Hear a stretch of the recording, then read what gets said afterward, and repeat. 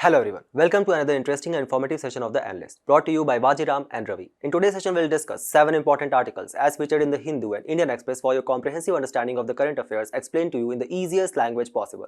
The topics are as follows. From your analysis section, which also provide you the much important avenue to practice daily answer writing, in the first topic, we'll try to assess the prevailing issues of deforestation and mining in the Aravalli Hills. Then in the second topic, we'll try to understand the challenges which contribute to the low insurance penetration in our country. Then from your simplified section, we'll take up 5 news. We will not only try to simplify the news for you, but also provide you the much important value addition, keeping in mind the approaching prelims 2026. So stay tuned. The article today in the text and context section highlights the important ecological role of the Aravalli Hills and the prevailing issue of deforestation and mining which is taking place in that particular region, which forms an important component of your GS3 paper under the larger theme of environment conservation. So let's start our today's discussion by understanding the story so far, where the apex court of the country in an order last month actually settled on a uniform definition of the Aravalli Hills and ranges across the states and thus paused the grant of any fresh mining leases inside its area spanning Delhi, Haryana, Rajasthan and Gujarat. So from the perspective of the prelims examination, let's first try to understand some factual details about the Aravalli Hills. The Aravalli Hills, which are considered as the oldest fold mountain range in our country, as they are supposed to be formed in the pre-Cambrian era, dating back to approximately 1.5 billion years ago, where they start from the south of the national capital, that is Delhi, and expands up to 3 states, that is Haryana, Rajasthan and Gujarat, where they cover approximately a distance of 670 kilometers. As you guys can see in the map, here exists the highest peak of Aravalli Range, that is the Guru Shikhar at the Mount Abu. Guru Shikhar, which has been named on a saint Dattatreya. Dattatreya, who is considered to be the incarnation of Lord Vishnu. The same Aravalli Hills also act as the site of origination for various important river systems like Luni, Sabarmati and the Banas River. Luni, for example, originates in these Aravalli Hills near to Ajmer in Rajasthan, and it flows for approximately 511 kilometers, where Luni ultimately drains in the Run of Kutch in Gujarat. So around these river systems there exist very dense forest system, pastures, grasslands, and thus these Aravalli Hills, they also actively support a great amount of biodiversity. For example, there are very important protected areas in these Aravalli Hills, like for example Sariska Delhi Leopard Wildlife Corridor. Leopard, which is actually listed as a near threatened species on the International Union for Conservation Nature's Red Book. Or for example, other protected areas in Rajasthan like Sariska Tiger Reserve and Ranthambore National Park. Sariska Tiger Reserve, which is also a national park and was actually included in the ambit of the Project Tiger in the year of 1978, keep this in mind, is actually the world's first reserve for the successful relocation of the tigers. Also, when you are looking at the map, from the prelims perspective, remember the north to south distribution of various important hills and ranges in our country, which starts from Karakoram in the north, followed by Ladakh, Jaskar and Great Himalaya Range.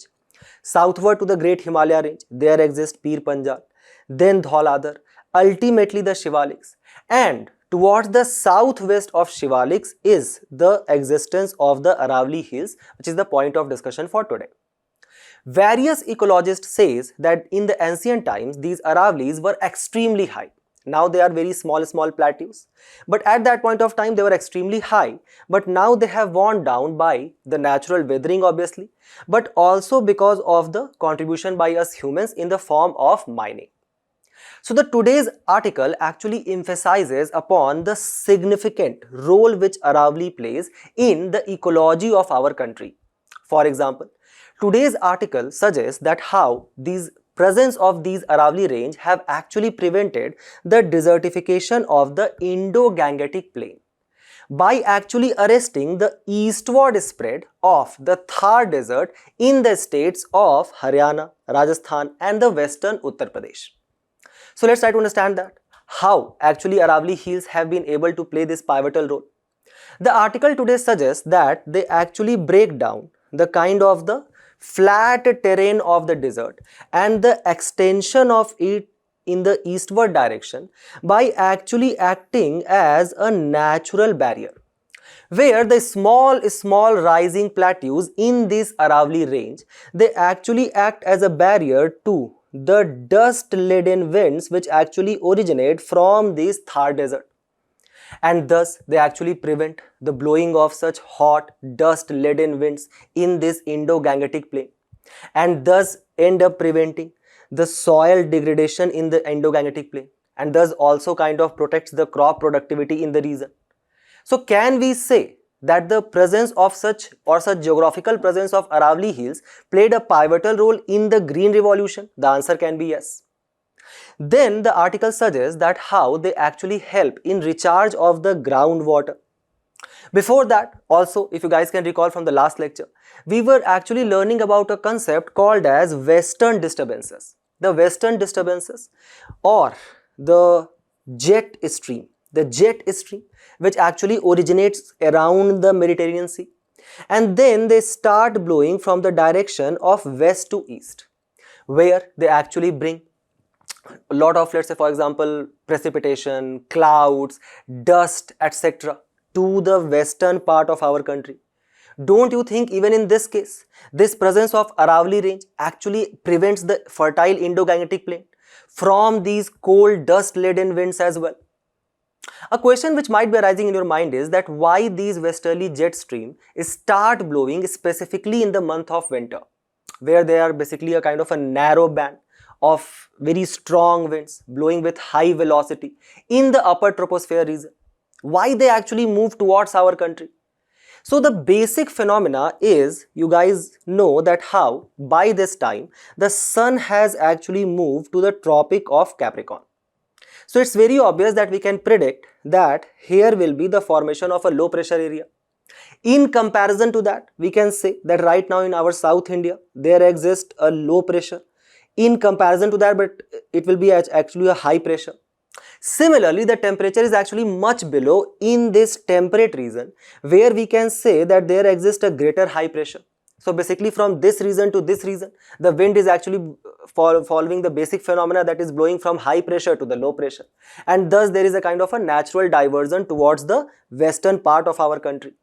So the Aravallis are actually acting as a kind of a barrier from these jet streams as well, western disturbances as well. Then how they actually help in the recharge of the groundwater? So keep this in mind that the presence of the trees actually play a pivotal role in the completion of the water cycle. So let's assume that there exists a dense vegetation in these Aravalli Hills, lot of trees are there and they have in-depth root. So when these in-depth root penetration reaches to the groundwater, they extract this groundwater for their own growth through the use of xylem and phylum mechanism, and ultimately when this water is brought into the leaves of these trees, there takes place evapotranspiration. So the water basically is sent back to the atmosphere where it again condenses. Condensation leads to precipitation and thus the water reaches back to the groundwater again. And thus there takes place a completion of the water cycle and the stabilization of the climate.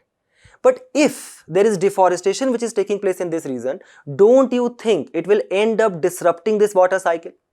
And thus now the water which is gone underground, it will not be able to actually again regain or revert back to the clouds. Thus the water cycle disruption will take place. The fourth is that because they are actually helping as a kind of a water recharge mechanism, because of the various river systems which originate from here, Chambal, Sabarmati, Luni, various canals have been created on these river systems which actually act as a kind of a provision for irrigation for a lot of farmers. Thus, it also plays a pivotal role in the food security of the country. At the same point of time, they also act as a regular supply of drinking water for a lot of fauna, and thus they also sustain the wildlife habitat in this region.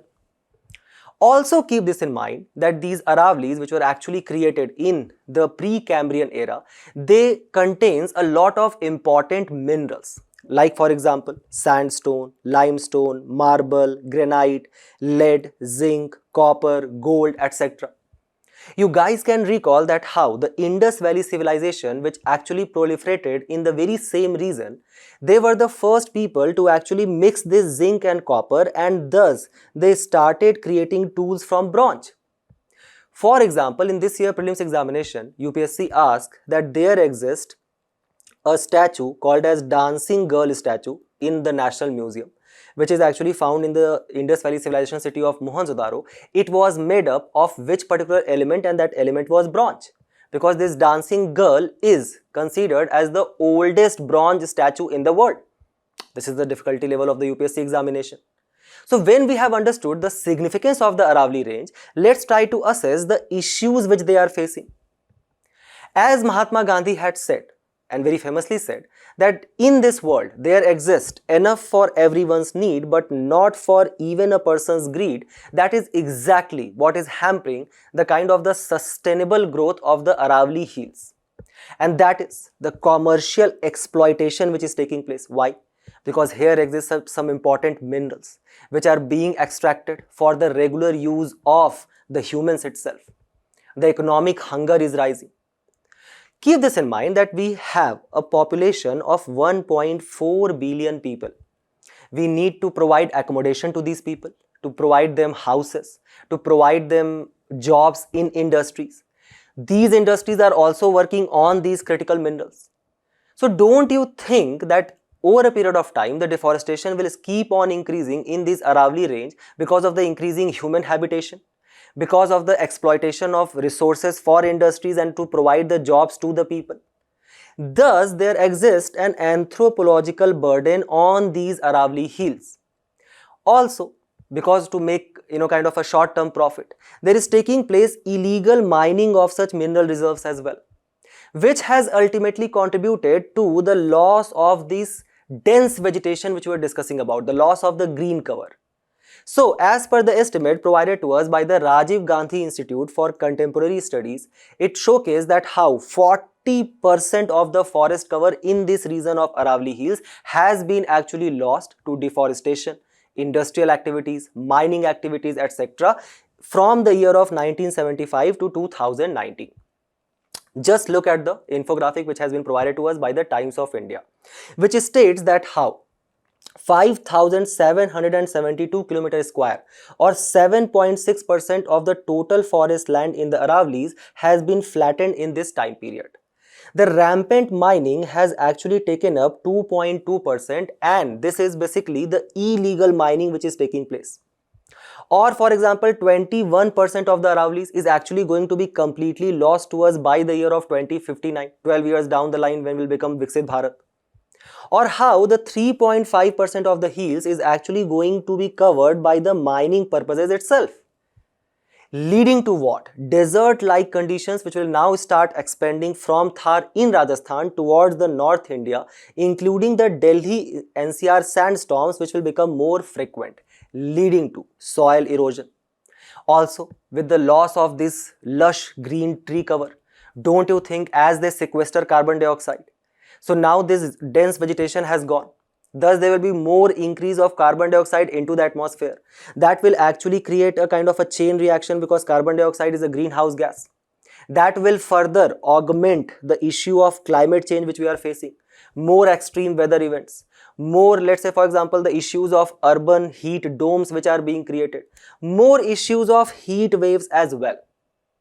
Thus, the impact of deforestation is obviously going to lead to the loss of the fertile soil cover, and that will ultimately contribute to the decline in the food productivity.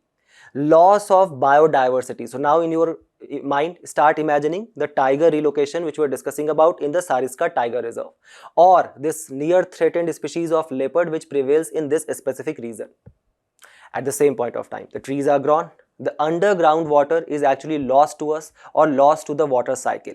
So these atmospheric rivers which exist, that will further lead to the expansion of drought prone areas in this particular region of Aravallis.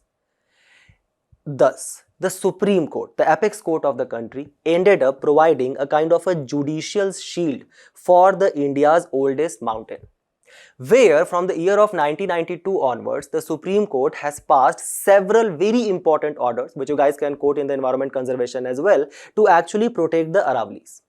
In the year of 1992, taking the issue in its own hand, the Supreme Court basically passed a very important order, where it prohibited the setting up of any illegal industry, any rampant mining which is taking place, or cutting of the trees in this entire Aravalli region, which extends up to 670 kilometers, without the permission of Ministry of Environment. This particular directive, which was given by the Supreme Court, was only implemented by Haryana.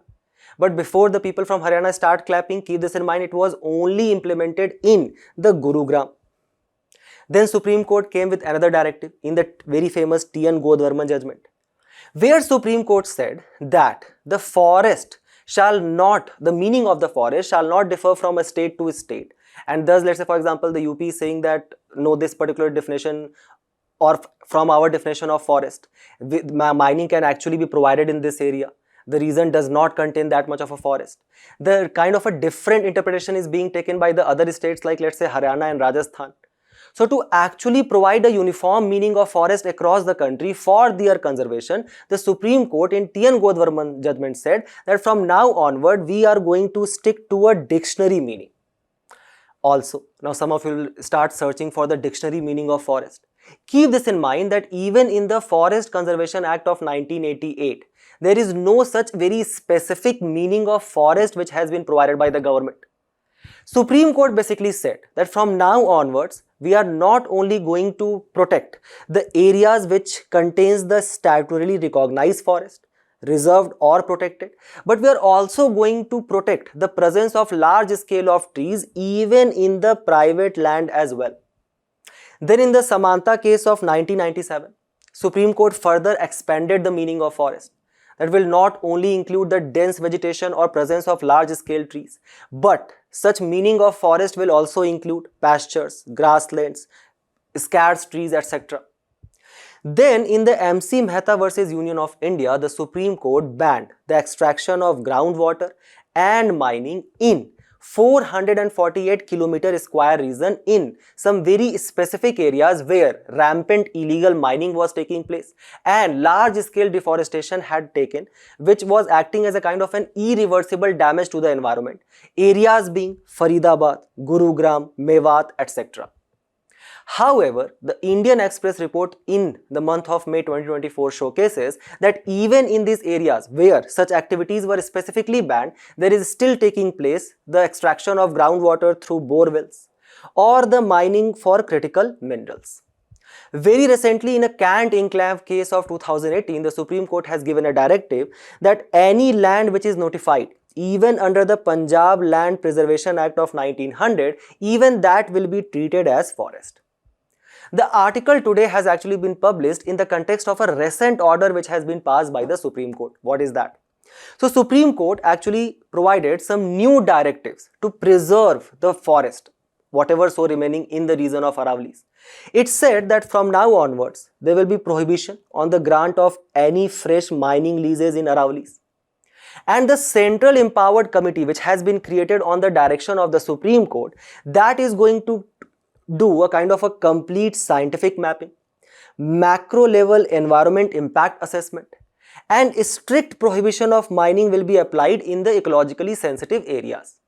Ecologically sensitive areas such as, for example, national parks, protected areas, tiger corridors, or for example, such areas which actually act as a major aquifer recharging zones, etc.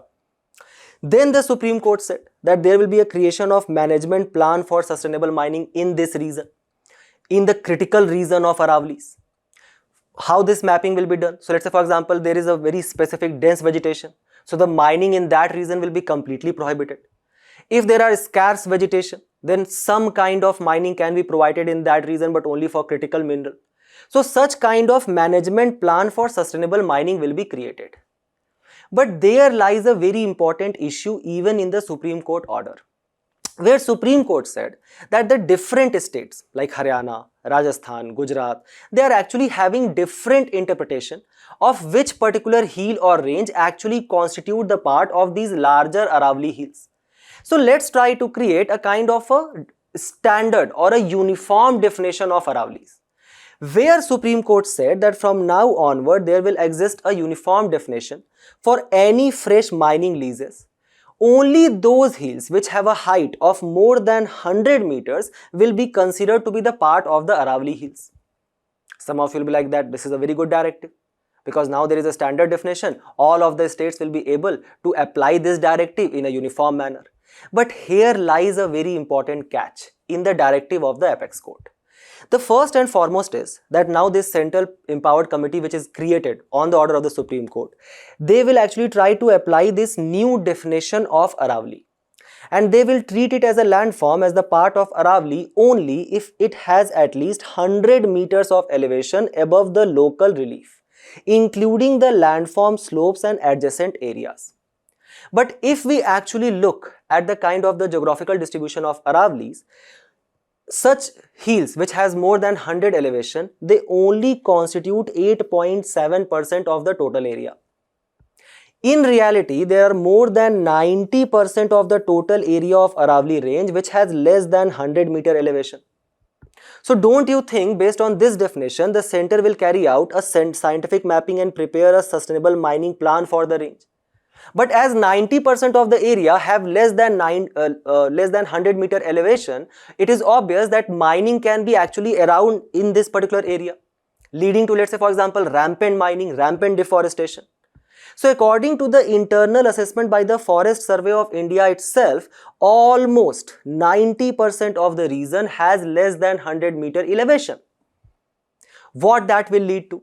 So for example, look at these two important infographics.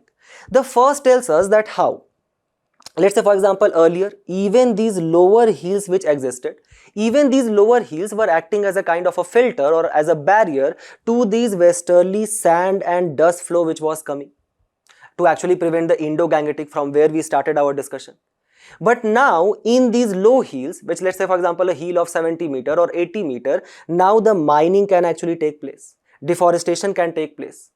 So those kind of small hills are now going to be weathered down, and thus it will actually lead to increased sand and dust cover in first and foremost in the National Capital Territory, where there exists very low visibility.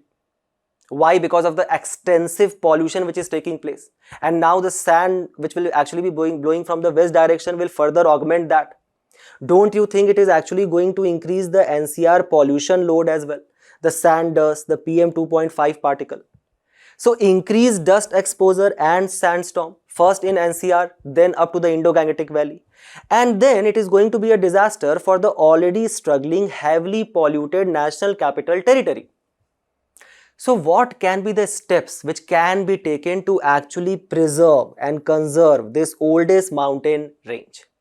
First and foremost, when we come to the ecological sensitive areas, as they are defined under the section 3 of the Environment Protection Act of 1986. If the Supreme Court has said that such areas shall be identified to preserve, we need to keep this in mind that there are several activities which are completely prohibited in such ecologically sensitive areas. For example, any kind of commercial mining, commercial use of timber, any polluting industry, any major hydroelectric project or discharge of solid waste.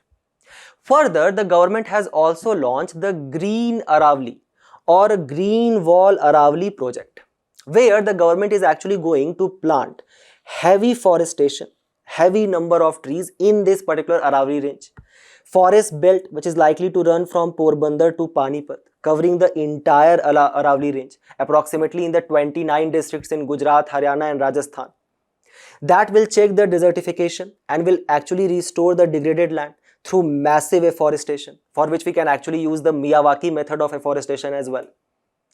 To further augment this project, it shall be included under the Green India Mission, which was launched in the year of 2014 and act as a centrally sponsored scheme, where the larger objective is to actually achieve land degradation neutrality where under being the signatory of the United Nations Convention to Combat Desertification, that is UNCCD, India has taken up a target that we are going to restore 26 million hectares of degraded land by the year of 2030. So we are already planning to increase our forest cover on another 5 million hectare of forest and non-forest land, and further improve the quality of forest on additional 5 million hectare. So we can actually end up enhancing our carbon dioxide sequestration by 60 million ton by 2030. Can you guys tell me that which of the specific target of Panch Amrit this Green India mission is actually going to support? Because there also we have taken up a target to actually do carbon sequestration.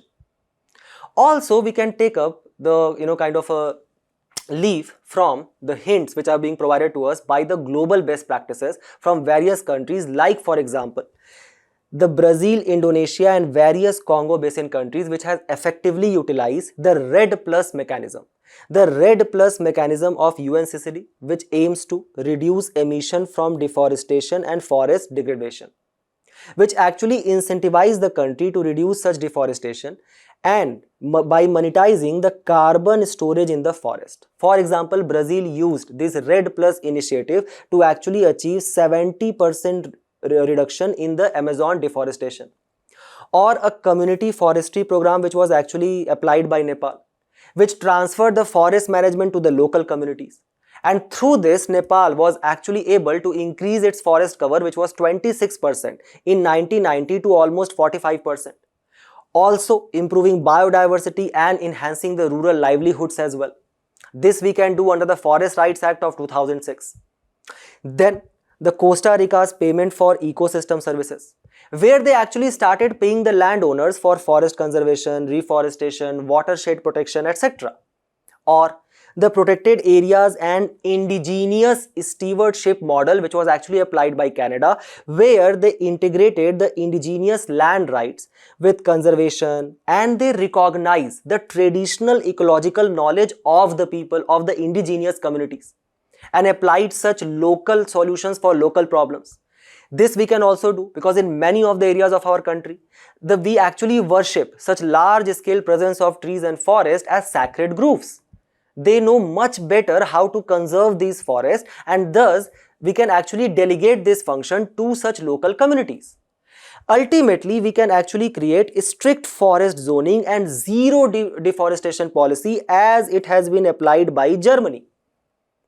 So keep these suggestions in your mind when you are approaching this particular question, and we move forward to the next news, where the article tells us about the passing of Sabka Bima Sabki Raksha, or Amendment of Insurance Laws Bill 2025, which has been recently passed by the upper house, that is Raj Sabha, and provides us the criticism which has been raised by the opposition.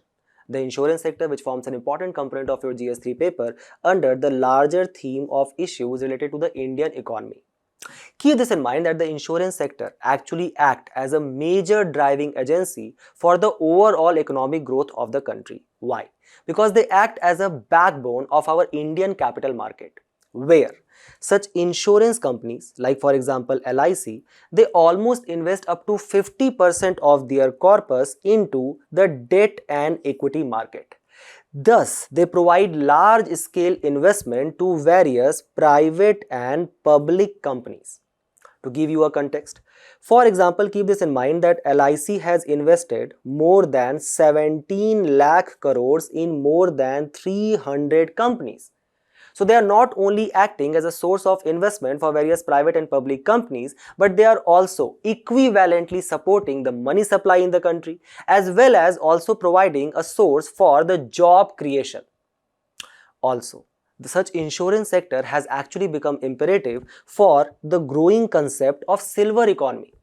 So for example, currently our country is actually enjoying a demographic dividend, where the working age population, that is between 15 to 59 years, that is more than 60% of the population. But as highlighted by the mains 2024 question, there is also a rising issue of demographic winter. What is this demographic winter? That is the growing old age population as well, which are in the much need for such insurance product.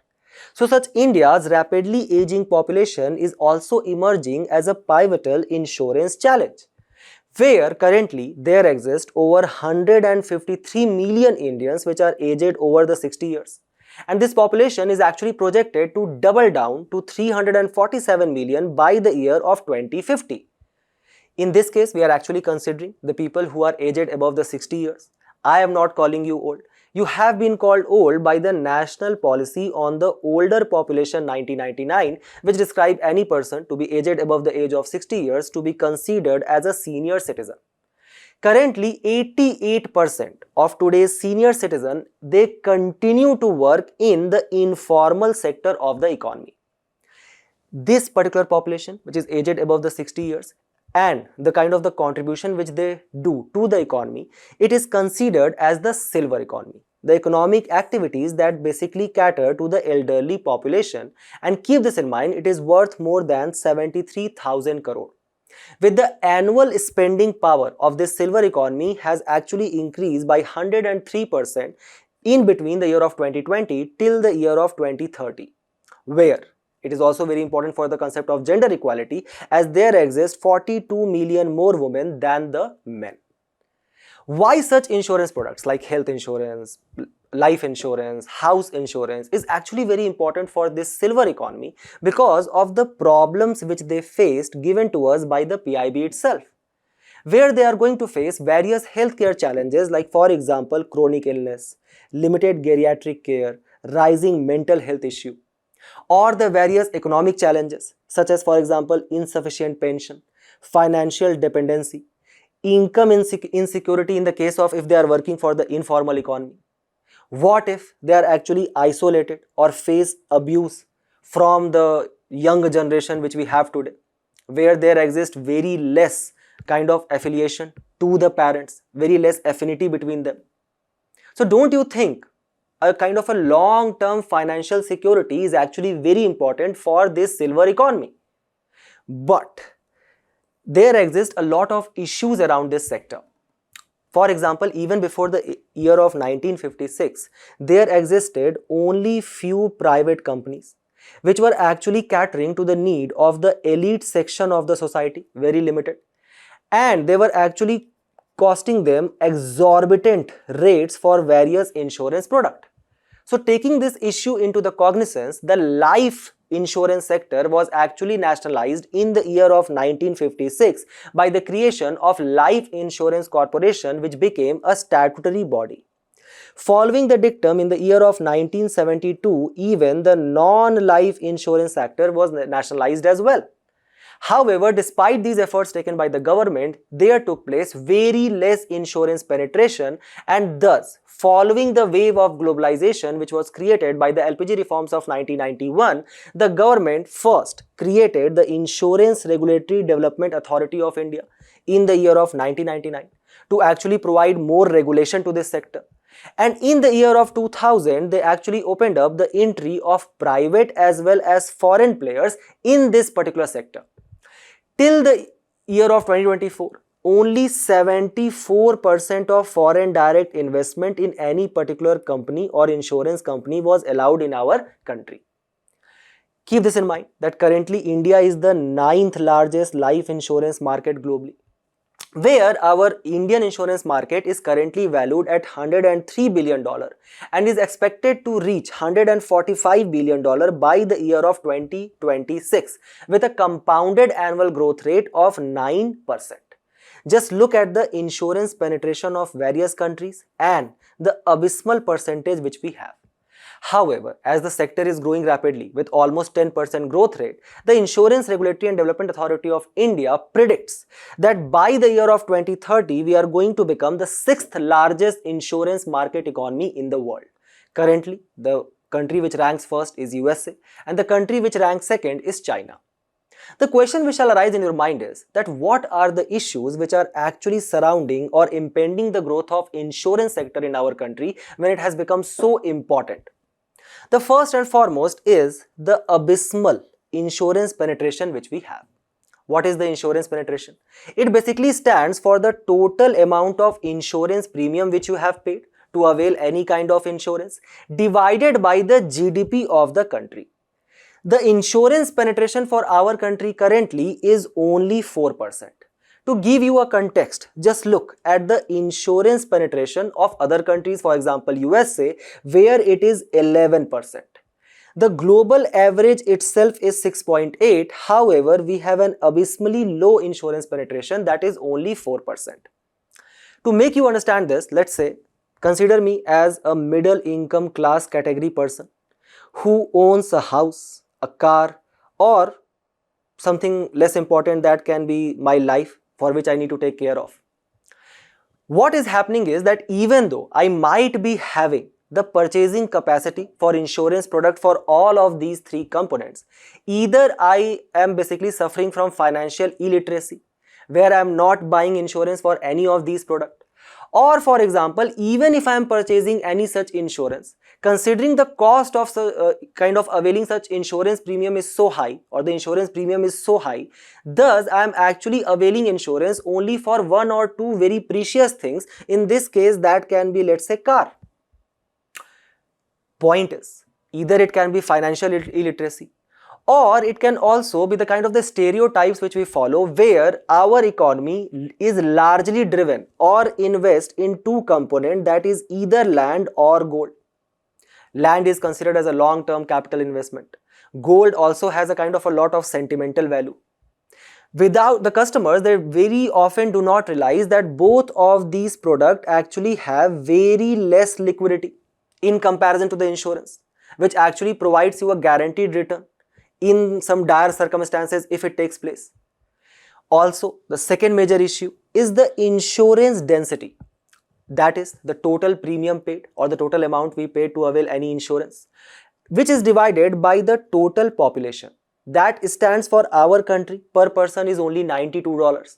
Now look at USA, that is a staggering $8,885, and the global average is $853. Keep this in mind that such low insurance density can also be reflected because the denominator value is very high, because we have a population of only 1.4 billion people. So when we divide with that, obviously the insurance density will come very low. The second is that also keep this in mind that as per the UNDP's multi-dimensional poverty index, 16% of this population is multi-dimensionally poor. So first and foremost, let's say that if I am a poor person, I do not have surplus amount of money, then how I will actually end up buying an insurance product? For example, recently I was actually coming down from the metro station. I met an agent. The agent said that, sir, I am going to provide you the cheapest car insurance in the country. You are the lucky fellow. With all humility I had, I replied to him that, sir, there is a small problem. He said, yes, please tell me. I said, sir, I do not have car. What I will do with the car insurance? So first and foremost, if let's say 16% of the population, that is 23 crore people, when they do not own or possess any asset itself, why they will actually end up buying any insurance product? So don't you think that such less insurance density also reflects at the prevailing unemployment rate in our country, the prevailing poverty in our country, and the stark income inequality which exists in our country? The third major issue is that this particular sector of insurance itself is heavy public sector dominated. The share of LIC itself is 57%. And such large scale monopolization of any particular sector, you guys might be knowing by now that it leads to a non-competitive economy, as we saw in the case of Indigo in civil aviation. And when there is such large scale hold which you have on the market, why you are actually going to do any kind of innovation to bring products which are actually more kind of aligned with the needs of industry 4.0? Even in this insurance sector, there exists heavy dominance of the life insurance sector. For example, the 75% of the total insurance which is sold in a country in a year is actually life insurance itself. Thus, the sector of non-life insurance, which is now becoming much more important to actually secure, let's say for example, any kind of asset you have, the cars you have, the houses which you are taking, let's say for example in the extreme weather events which are taking place. The share of such non-life insurance sector is only 1% of our country's entire GDP. Thus, this sector is non-catering to the demand of the emerging challenges. For example, extreme weather events which are taking place, the intensification of cyclone, the crop losses which has occurred, or cyber theft which is taking place. They are not creating innovative products for this. Or if let's say that there exists some new players which are actually taking some such steps, pragmatic steps, bringing some innovation, most of them actually are kind of online based insurance companies. So if in our country there prevails a large scale digital gap where, for example, 44% of the rural population does not own a smartphone, how they will actually be able to reach to this product? So there exists a kind of a industry is offering or supplying the product, but that product is unable to reach to the consumer itself because of this digital gap. Then there exist issues in the management and the functioning of the LIC itself. Just look at the headings. Consumer Commission comes down heavily on the LIC, which was actually criticized for attempting to repudiate the claims while being willing to issue policies to the vulnerable clients. Or for example, how it actually passed a proposal to invest about 33,000 crore of LIC funds in various Adani Group companies. The issue which actually featured very repeatedly in the news. So what are the steps which has been taken by the government of India to actually bring some reforms in this insurance sector? First and foremost, this Insurance Regulatory and Development Authority of India, which functions under the Ministry of Finance and is a statutory body, it has brought several pragmatic steps. Like for example, it actually brought a Saral Bima Yojana, under which IRDI basically created a kind of a standard definition or a standard product which shall be provided for life insurance by each and every insurance company. So under this Saral Bima Yojana, a insurance cover of 5 to 25 lakh rupees is provided as a life insurance, and this can be availed by any person who is above the age of 18 years. So earlier there existed a kind of a threshold that if you are above the age of 65 years, you cannot avail such life insurance. But now the IRDI has said that no, it is actually applicable for each and every class or age of the people. Second, it brought a Sugam platform where it is basically kind of creating a coalescence between the purchaser, the insurance distributor, as well as the insurance provider company, let's say for example LIC. For what? For effective price discovery of such insurance which shall take place. Then to actually kind of provide insurances to various startups which are being created in our country, specifically to the women and in the rural area, the IRDI has created a new kind of an initiative which is Vistar initiative. Also, let's say for example, I am completely unaware about the kind and the various types of insurance which exist. As I was suffering from financial illiteracy. So I only know about the existence of one kind of insurance, and that is life insurance. But what if I am going to avail such life insurance, under this same umbrella kind of a framework itself, I actually end up getting insurance for various other products as well. Car insurance, home insurance, right? Life partner assurance, something like that. The idea is that even for that, IRDI has actually brought a kind of a umbrella like framework, and that is Bima Vahak, where you can actually avail a lot of such insurances under one product, and for that you are required to pay a uniform premium. Then such premium can also be directed as per your specific health need, and for that it is also creating digital health registries. In this direction, the government of India has taken another step, where a day after the Lok Sabha passed the Sabka Bima Sabki Raksha bill, the Rajya Sabha passed the legislation which now allows for 100% foreign direct investment in the insurance sector. The structure of the insurance regulation is very clearly laid out in the bill, and the premium which will be collected from the Indians by any foreign insurance companies will actually be kept in the country as well. So there are a lot of such safeguards which has been provided by the government. For example, the mergers of non-insurance and insurance companies will be allowed from now. It will also allow for a cap on commission of insurance agents and intermediaries. It also mandates data collection in compliance with the Digital Personal Data Protection Act of 2023 as well. Thus, we can actually kind of predict that there is going to be a large scale foreign investment in this insurance sector. The price is going to be cheaper for you as well. Make sure, if not for yourself, at least take a kind of a insurance for your parents. That is a kind of a security or financial security which you can provide to them.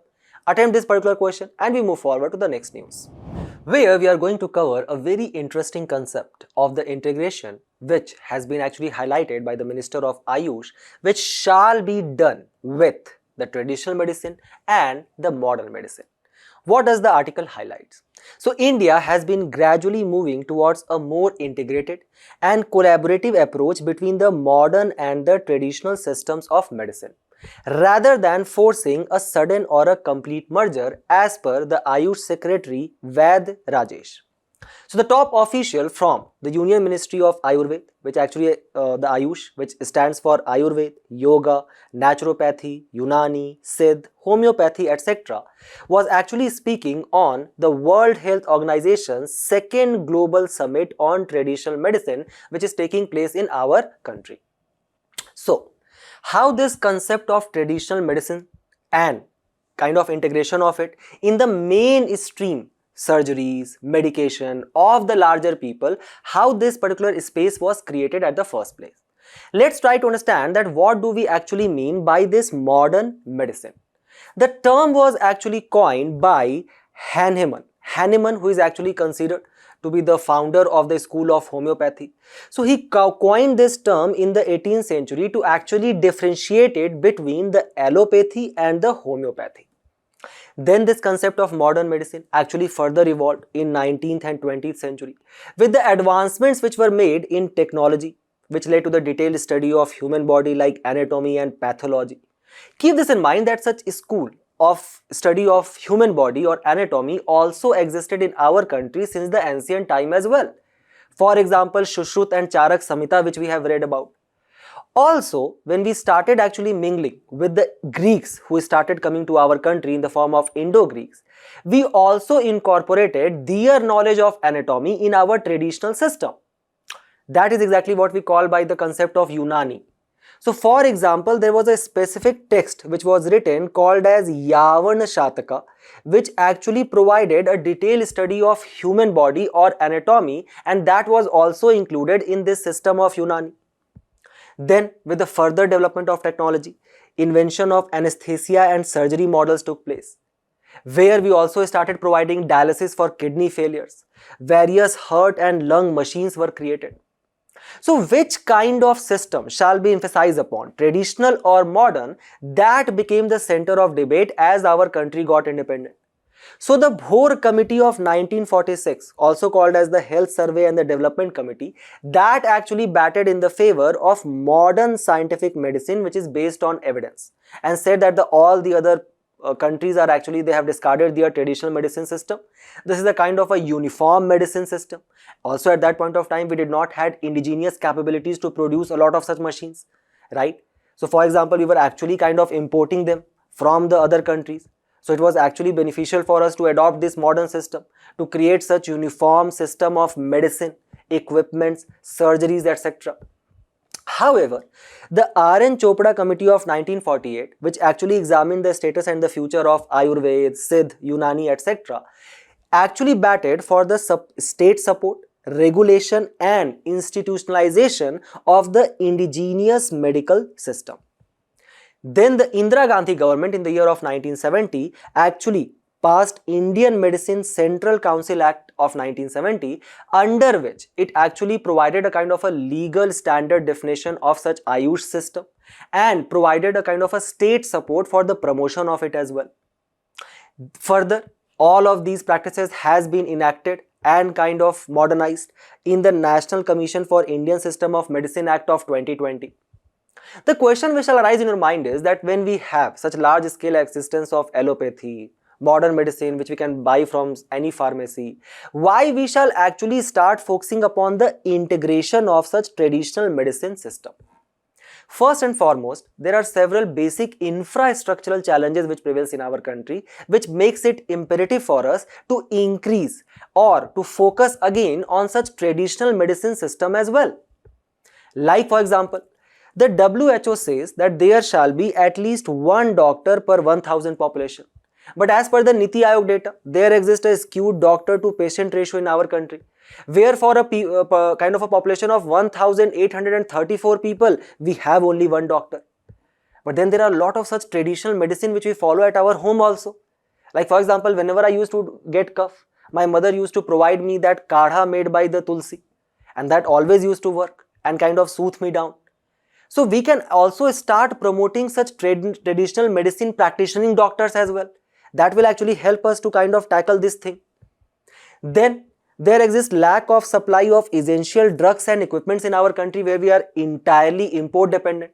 For example, even in the pharmaceutical industry, we are considered as the global pharmacy, but almost more than 60% of the active pharmaceutical ingredient, which is the kind of the chemical agent which is required to create that medicine, we are actually import reliant on China. So why not to revert back to our traditional system, which will actually help us to reduce our import dependency as well. Then many of the time, with the lack of quality education or the issue of quacks which exist in the rural areas, there exists huge reliance on unqualified practitioners and over-the-counter medicine. So our traditional medicines are obviously much better than such over-the-counter medicines which are being sold without having any analysis of any health profile of the patient, which is actually also leading to the kind of the multi-drug resistant MDR issue which is taking place. Then just look at the unaffordability of the healthcare in our country. This chart basically shows the out of the pocket expenditure as a share of the household consumption expenditure and how it has significantly increased in both rural and urban areas in the last decade. As per the data provided to us by the Public Health Foundation of India, 55 million Indians were actually pushed into poverty due to the catastrophic healthcare cost. I think now you might also be realizing the importance of the health insurance, and thus leading to the vicious cycle of medical poverty. So let's say for example, if there is such an expensive cost of treatment which exists, and you have kind of spent all the capital which you had accumulated over the years in one such operation, and then let's say for example, if there is going to take place any sickness in the future, you are unable to afford it, creating what? Medical poverty. And in the case of the absence of any such alternative, there are various such fraudulent practices, mixing of any kind of drugs without any testing. For example, the deaths which has been caused very recently because of the cough syrup.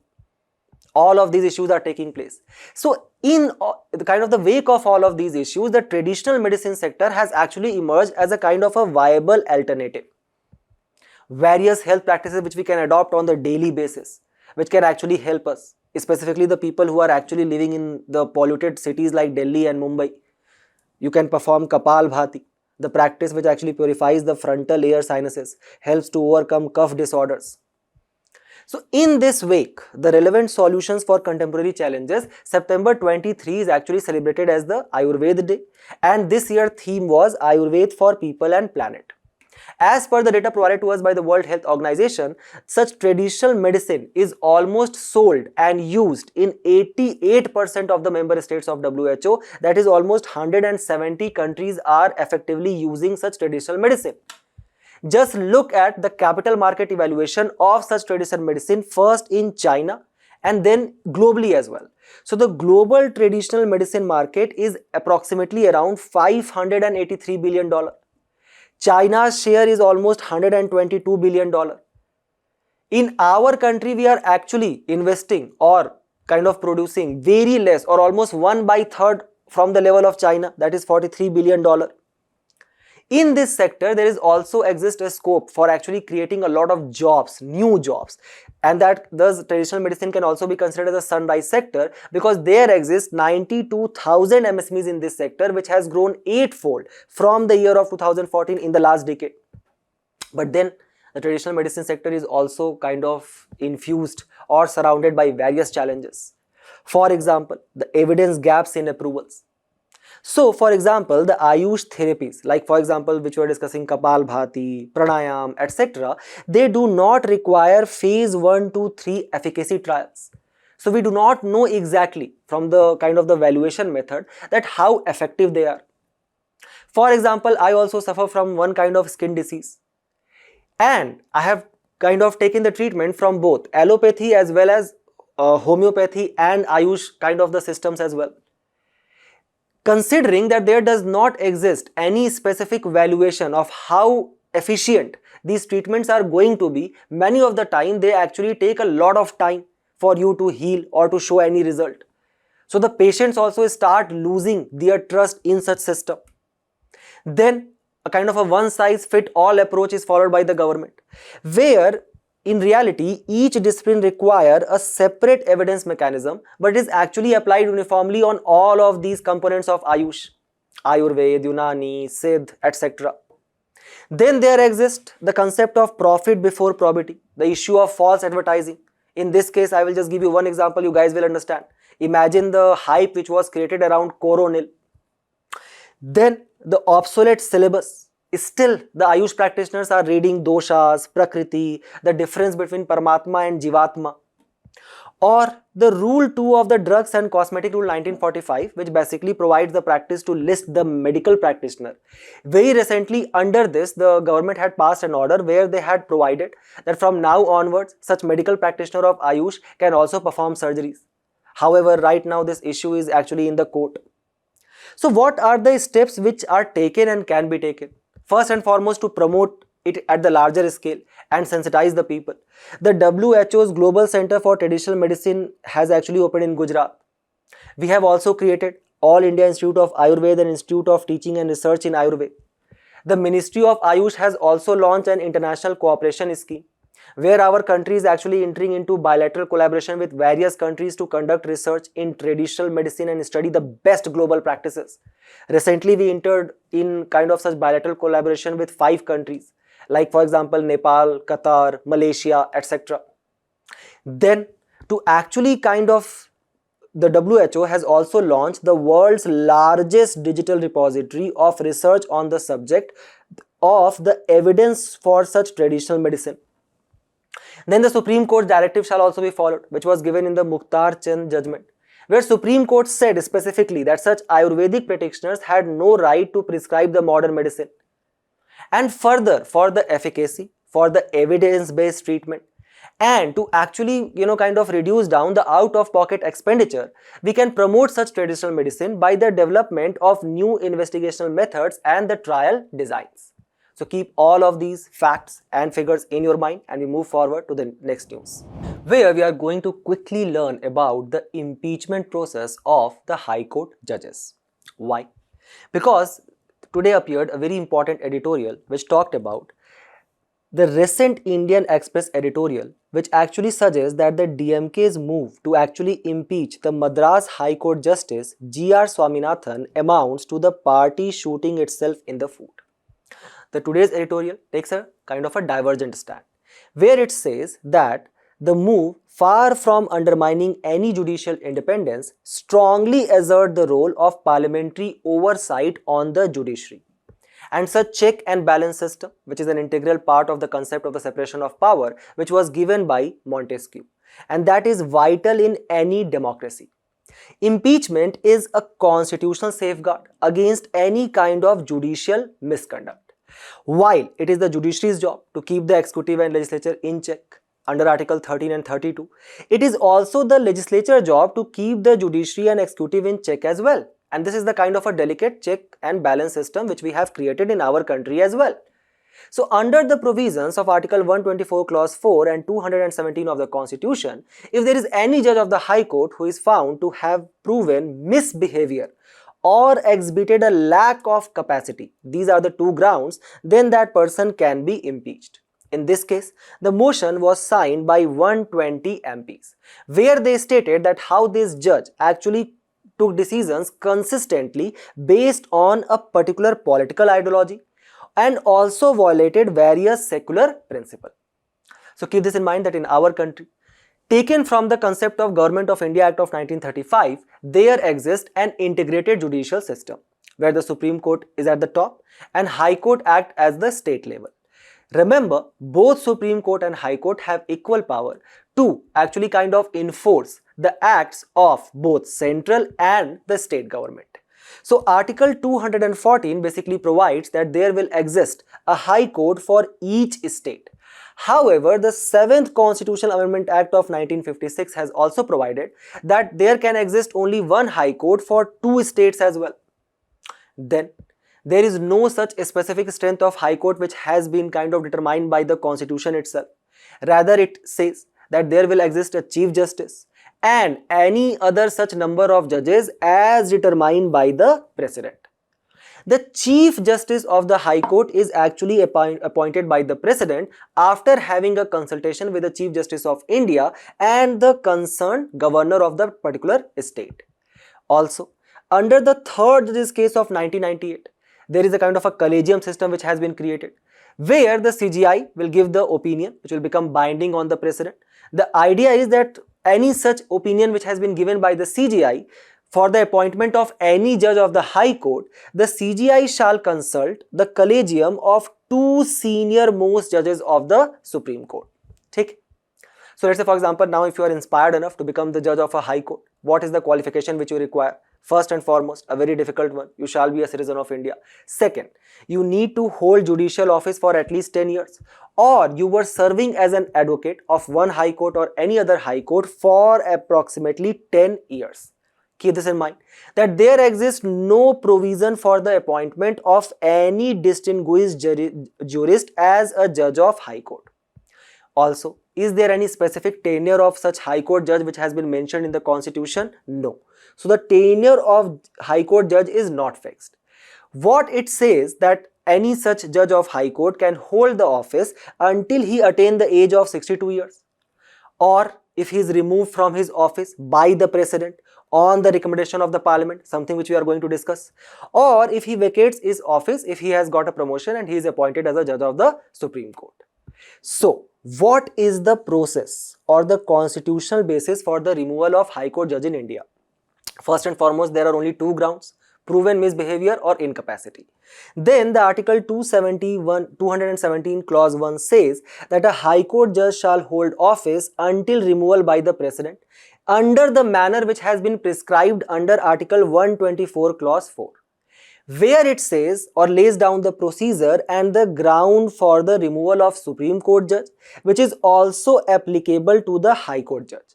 And this is basically regulated under the Judges Inquiry Act of 1968, which actually detail the inquiry mechanism. So what is the first step? The first step is the initiation of motion in the Parliament, which can be done in either house. In Raj Sabha it requires 50 members and in Lok Sabha it requires at least 100 members. Second is the admission of motion by presiding officer, speaker in Lok Sabha, chairman in Raj Sabha. They can accept it or reject it. If they admitted such motion, then there will be a constitution of an inquiry committee, a 3-member committee, which will consist of a Supreme Court judge, a judge of a High Court and a distinguished jurist. Then, if such inquiry committee is investigating such allegation, the judge also has the right to be heard. If they actually prove that yes, indeed, he was found to be, kind of misbehaving or he is incapable, then the motion will proceed. Such motion in each house shall be passed by a special majority, that is, the majority of the total membership of the house as well as 2/3 member which were present and voting that day.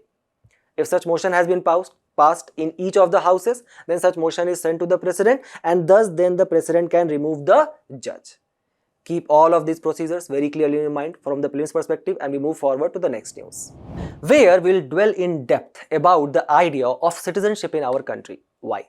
Because the today's article talk about how the citizenship is tied to a person's residency in a delimited territory. A citizen is ordinarily expected to be residing in a particular location. The migration of people across the border, international or within a country, actually dislocate this presumed overlap between citizenship and territory, causing a conceptual drift. What we are actually seeing around the world is the public angst that is being harnessed for mobilization against the recent immigrants, mass deportation which is taking place, and also the efforts to clean up the voter list, for example, the special intensive revision which took place in Bihar, surrounding around the issue of migrants or illegal migrants. It's not like that only in our country this issue is there. Even in USA this issue is there against the migrants which are coming from other country. For example, just look at the number of Indian citizens deported by the USA, how it has significantly increased in the last few years. And this policy, which is actually being taken by the Trump administration, also has a kind of a huge support of the public as well. So, how the citizenship is actually determined in our country? First and foremost, the Citizenship Act 1955. It says that the central government may compulsorily register every citizen of India and issue to them a national identity card. So, it is basically the responsibility of the center. Then, such national register of Indian citizen will be created by verifying the citizenship status of all the people in the national population register. So first, population basically consists of each and every person who is living in our country, and from that we will basically identify that who is actually a citizen. Then when we are talking about this special intensive revision exercise which was conducted by the Election Commission of India, did they had any legal and constitutional basis to do so? So this issue basically arises because of the issue of the idea of citizenship, where, understand, there exists a very important and interesting paradox. The paradox is the conflict between evidence of status versus status of evidence. For example, a state is created by the people. So it were basically we, the people of India, who adopted the constitution and created a state. Then it is actually the state which will now decide who is going to be the citizen of the country. You can see the paradox here.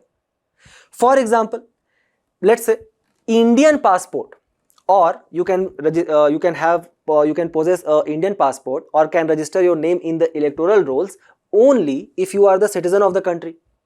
But does holding such Indian passport or your name on the electoral rolls, the government says no, that is not a proof of citizenship. Then around this special intensive revision exercise, there also started emerging some legal challenges. For example, does ECI have the power to determine the citizenship at the first place? Second, if let's say Election Commission of India said yes, we indeed have power. How?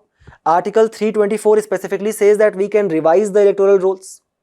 Section 21 of Representation of People Act 1950 specifically says that we have authority to conduct such special intensive revision.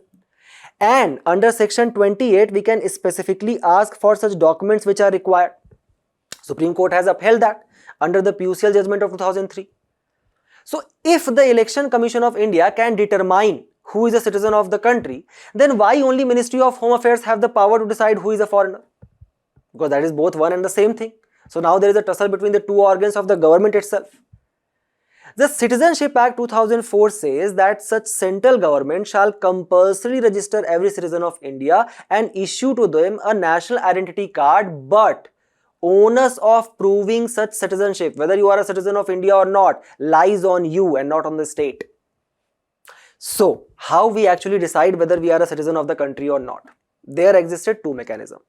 When our country got independent, there was much more emphasis on the idea of jus soli, or the right of the soil. So the people who were actually the inhabitant of our country from generations to generation, and in that case we actually focused more upon the ethnicity of the people. Over a period of time, the blood relations which we started creating and the generations which we basically gave birth to, the idea of jus sanguinis or right of blood became more important. So let's say, for example, if your parents are living in our country and they are living before the July 1, 1987, or they were born before July 1, 1987, then regardless of who the parents of them were, they are considered as Indian citizen. If there is a person who is born between July 1, 1987 to December 2, 2004, then that person will be considered as a citizen of India only if either of a parent is a citizen of the country at the time of birth. What if a person was actually born after December 3, 2004? Then apart from at least one parent being the citizen, the other parent shall also not be an illegal migrant at the time of birth. And how you will prove it that you were not illegal migrant? Now there is no specific document which has been provided by the government in this regard. Citizenship Amendment Act 2003 specifically says that the government need to identify and deport such illegal migrants. So keep this in mind that there is some very important data which has been provided by today's editorial. First and foremost, currently the migrant population, right, across the world is 300 million. That was approximately 154 million in 1990. There are a lot of such migrants which are actually migrating from our country. Why? because we as a country are exporting our human resources. The brain drain is taking place, where let's say for example there is a person who is skilled, talented, very intelligent like me, but that person also, unlike me, wants good infrastructure to live, good life quality, clean air, clean AQI. Then all of these people are actually migrating to the developed nation, which are actually paying them more, providing these infrastructure. But now the kind of the closed market economy concept which has started emerging, which is also reflected with the trade protectionism, these countries, developed nations, they want short-term labor supply only. Come here, take H1B visa, do not ask for citizenship, act as a labor class without having any political rights. Currently, our country's diaspora is approximately 35.4 million. 35.4 million overseas citizens are there. 15.8 million of them are Indian citizens and 19.6 are the persons of Indian origin. Keep this in mind that such Indian citizens who are actually living abroad, let's say USA, and having H1B visa, they do not have citizenship of USA, they are still citizen of India. So under the RPA Act 2010, such Indian citizens living abroad can also enroll in the electoral roll and they can exercise their electoral franchise in our country. Keep this information in your mind and we move forward to the next news, where very briefly we are going to talk about a very important port which has featured in the news today, and that is the Chabahar port. Why? Because the Indian Coast Guard ship Sarthak, an offshore patrol vessel, actually entered the Chabahar port in Iran on December 16. And according to the Defense Ministry, such port of call which was made by this Indian Coast Guard ship Sarthak, it made it the first ever visit of an Indian Coast Guard ship to Chabahar, thus underscoring our country's growing maritime engagement in the region of the Persian Gulf and its ability to support secure supply lines to Afghanistan as well as Central Asia, which is the part of the larger dictum which we follow, and that is security and growth for everyone in the region, that is Sagar and Mahasagar vision of fostering secure and inclusive maritime engagements. Along with this Chabahar port, there are various such ports which are very important for your prelims examination, like for example Jebel Ali in UAE, Dammam in Saudi Arabia, Haifa in Israel, Piraeus in Greek, Messina in Italy and Marseille in France. Specifically about this Chabahar port, which you guys can see in the map here, it is actually mentioned even in our ancient resources like Panchatantra, where it was called as Kaile va Dimna. In the Delhi Declaration of 2003, the government of India said that we are going to develop this Chabahar port in Iran, which is actually going to be the extension of the international north-south transport corridor. So that could have provided us an easy access to the Central Asian market. And for this purpose, we also created this Jaranj-Delaram highway in Afghanistan and Central Asia as well. So to actually counter the Gwadar port which was created by China in Pakistan. But then the tide of the fate turned. USA actually pulled out of the Joint Comprehension Plan of Action, and because Iran was developing its nuclear facility. So USA basically kind of started putting sanctions on the trade with India and Iran as well. India ended up zeroing the oil import from Iran, and this Chabahar port's development was stalled, but from the year of 2024, India has signed a 10-year contract for Chabahar port, and as you can see, we have actively started engaging in the region again, despite the sanctions which are still being imposed by USA. Okay? Moving to the last news of the day, where we are going to learn about a very important international institution which has featured in the news today. Why? Because India's Prime Minister actually visited Oman. Oman, which is a very important country and forms part of the Gulf Cooperation Council. Gulf Cooperation Council, which consists of Bahrain, Kuwait, Oman, Qatar, Saudi Arabia and UAE, and its headquarters is in Riyadh, Saudi Arabia. This Gulf Cooperation Council actually forms 15% of our country's global trade and actually contributed to the 23% of the global oil production. Keep this in mind that this Gulf Cooperation Council is one of the largest regional and trading partner of our country, and a very interesting fact which can actually confuse you in the prelims, that all of these countries are monarchies. 3 of them are constitutional monarchies, but at the end of the day they are monarchies. Just keep this specific map in your mind as well. Learn the countries around the Persian Gulf as well as around the Red Sea, which can be asked in your prelims, and there is a high probability for that. Also, when our Prime Minister actually visited, the Ethiopia as well as Oman. He was basically provided the highest honor by the Ethiopian counterpart and that by the Abiy Ahmed Ali in the Addis Ababa, which act as the capital of Ethiopia. Keep this in mind that in the context of Oman, it is the third largest export destination for India among the Gulf Cooperation Council countries, with which our bilateral external trade has reached around $10 billion. The relationship is important for Delhi as the Gulf nation gives access to the key trade routes in this volatile region. With this, we have reached to the end of our discussion today. Do not forget to attempt the questions at the end of the video and test your knowledge. We will meet in a very interesting discussion very soon. Till then, all the very best for your preparation and thank you.